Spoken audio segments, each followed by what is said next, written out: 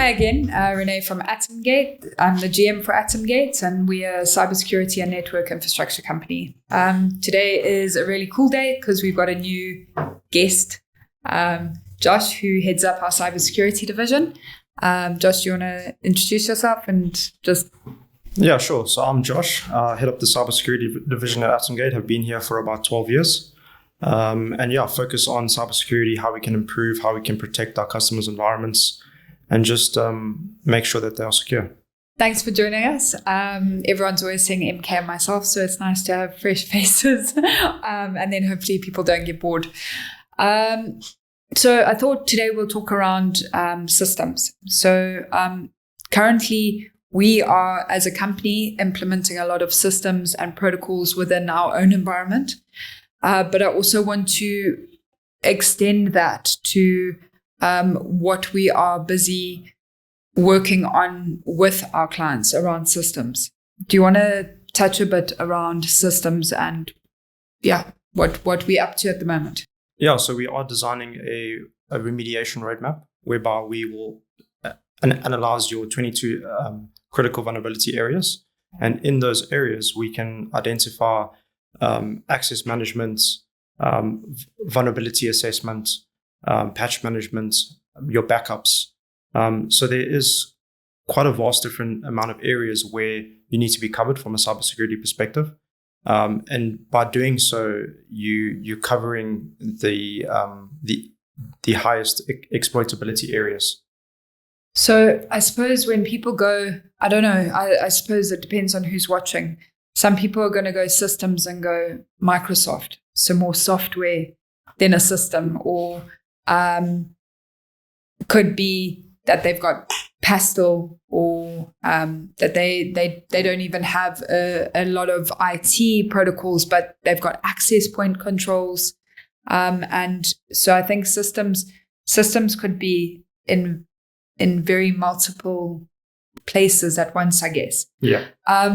What are we finding currently at the moment around our systems and the risks for clients? What systems should people actually be pausing and analyzing, even if we weren't to be assisting them? So just when people are watching, what little things can they do to have a look at the systems that they've got sort of immediately? So it would be analyzing what areas of software you're using. So whether you're using Microsoft 365, whether you're using Pastel, and then understanding what security precautions are in place around to protect those systems. Whether you have, you need to have backups in place.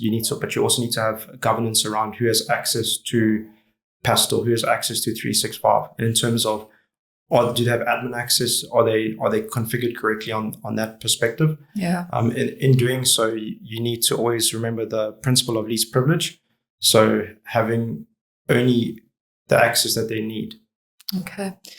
So if, for instance, we've got a client that, so I suppose within the system, you build the system around the protocols. Yeah. And I think over the last couple of weeks, because we've been deep diving into the protocols ourselves, it's also made me have a look at the guidelines. So within the system, what is the guidelines that your staff or you as a business owner actually need to follow within compliancy, and how in depth actually certain governance, you mentioned governance, how all companies have there is a framework to work off of, and some of it I wasn't even aware of, which is quite interesting. So talking around governance, what does that generally link to? Is there not like compliance boards, or what is that? Yeah, so there's generally the NIST framework and the CIS framework. Those are the two key IT security frameworks that are in place, and they are a globally recognized standard, which businesses need to follow so that they can be in accordance to how cybersecurity needs to be implemented. Okay, so that's around cybersecurity. Then the other thing I was reading is Microsoft also has a compliancy board as well. So if you are a school, you can use their school licenses. If you're an NGO, you can use their licenses. If you're a home user, you can use, but if you're a business, you need to actually be running business licenses. Yeah. How heavily controlled is that? Look, at the moment, it's only enforceable when Microsoft do audits on businesses. Okay. But then if an audit is done, then companies that are using the home software and home products will be liable for huge fines, which Microsoft themselves enforce. Yeah. And it's in their terms and conditions as well, which is also most people are like, but in the old days, and we're not in the old days anymore. What other areas of systems should people be looking at? So we've mentioned compliance, cybersecurity. How, if you are just a business with a smaller system, what other areas should they be looking at? So from a compliancy perspective, how does that system comply with the global standards? Okay. Is it getting the latest updates? Is it complying with the different standards that are in place? Okay. And then I suppose we are always guiding clients, and it's very hard when people haven't been paying for something. One of the last podcasts, we spoke about POP clients and moving from POP to Microsoft. And with every layer of security, there does come a cost. But also, if these systems aren't in place, it's the cost of downtime. So when things do break, if you are hit with a ransomware attack, just to confirm, ransomware attacks are the number one vector globally for ransomware attacks, correct? Yeah, correct. And the main vector is through emails. Okay.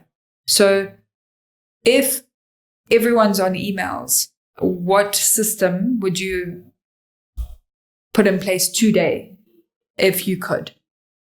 Or guide people to put in place for emails? So the first thing is Microsoft 365, because it gives them a baseline of security. Okay. But then adding an email security solution on top. That way it's a dedicated email security solution, which will then filter out your ransomware attachments and your next generation viruses that are coming through. Okay. No, that's amazing. I'm hoping, because we've just been building the 22 point roadmap, and the next time we do a podcast, it will be in the link, where you can actually do a self-audit yourself. Because I think if we can empower people to understand where they're at, it allows them to take the steps for the systems to be put in place. Absolutely. Yeah. So thank you, Josh, for spending a bit of time with us this morning. Thank you for the viewers, and we'll see you on the next time. Thanks. Bye.